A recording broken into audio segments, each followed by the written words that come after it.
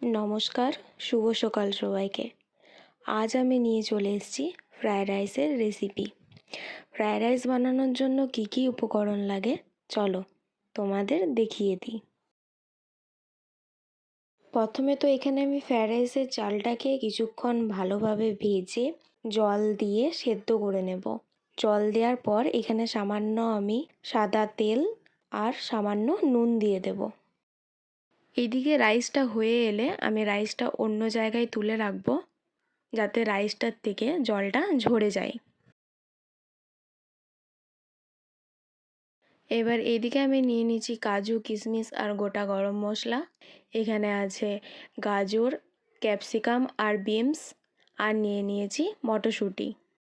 এবার একটা কড়াইয়ের মধ্যে সাদা তেল দিয়ে সব কিছু আমি এক এক করে ভেজে নেব। যেমন এখানে আমি প্রথমে কিশমিশটা ভেজে নেব। এবার এখানে কিশমিশগুলো ভাজা হয়ে গেলে কিশমিশগুলো তুলে এখানে আমি কাজুগুলো ভেজে নেব। এখানে কাজু বাদামটা ভাজা হয়ে গেলে কাজু বাদামটা তুলে আমি এখানে সব সবজিগুলো এক এক করে দিয়ে ভেজে নেব।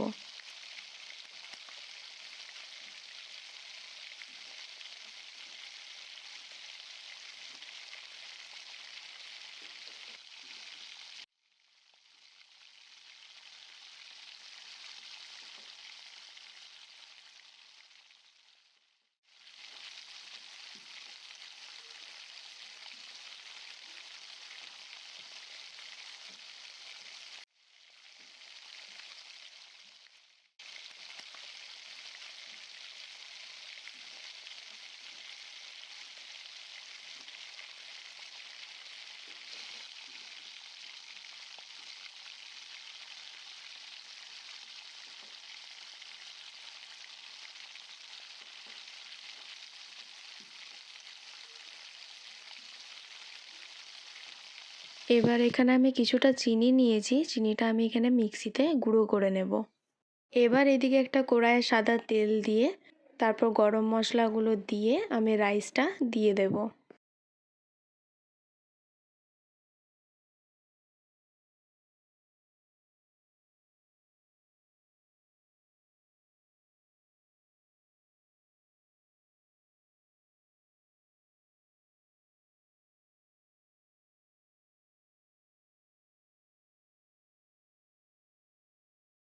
তারপর আমি যে এখানে চিনিটা গুঁড়ো করে রেখেছিলাম সেটা পরিমাণ মতন আমি রাইসটার সাথে দিয়ে দেব।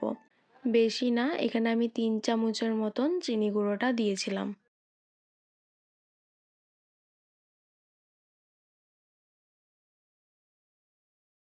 এবার চিনি গুঁড়োটা দিয়ে কিছুক্ষণ নাড়ানোর পর আমি যে সবজিগুলো ভেজে রেখেছিলাম সেগুলো আমি সব ওপর থেকে এবারে দিয়ে দেব।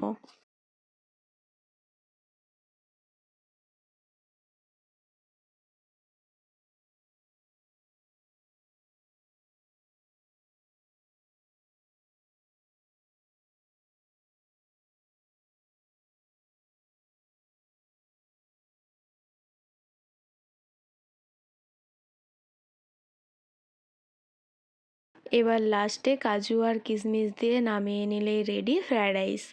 তোমরাও বাড়িতে বানিয়ে দেখতে পারো, খেতে তো দারুণ হয়েছিল। আর আমার ভিডিওটি যদি তোমাদের ভালো লেগে থাকে তাহলে অবশ্যই একটি লাইক এবং সাবস্ক্রাইব করে দিও।